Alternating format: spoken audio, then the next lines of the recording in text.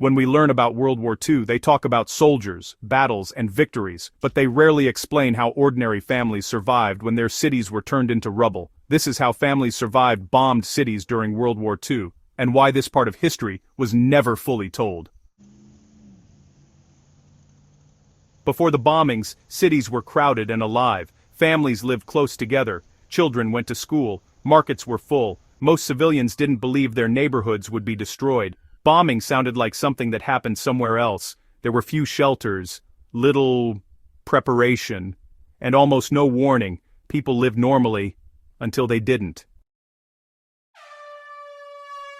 Air raid sirens usually came at night. Families woke up to a sound that meant one thing: run or hide. Streets shook, windows exploded, buildings collapsed without warning. Some families never made it out of their homes. Survival depended on seconds, not strength. Where you were standing often mattered more than what you did. This part is rarely said clearly. Many civilians died before they understood how bombing really worked.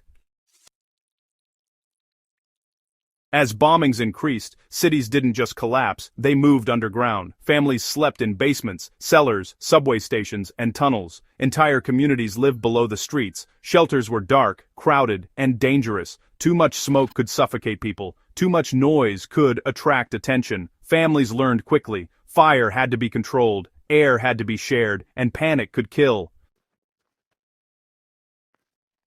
Unwritten survival rules emerged, Silence was critical, lights had to be covered, crying children were comforted quietly, people learned where walls were strongest, they memorized exits in the dark, they slept fully dressed, ready to run. These rules weren't taught in schools. Instead, they were learned through loss.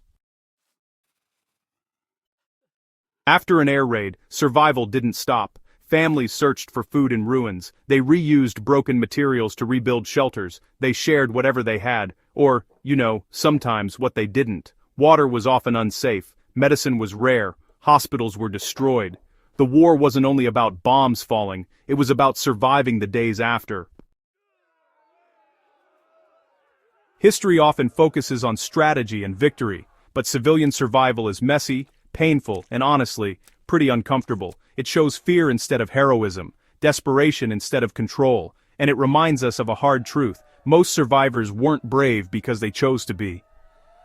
They were brave because they had no other option. Families didn't survive bombed cities because they were prepared. They survived because they adapted, quickly, and painfully. And yet, this side of World War II is rarely explained in detail, so the question remains, why didn't they tell us this? If you want more unfiltered history survival stories that go beyond what textbooks explain, hit the subscribe button for more mysteries like this.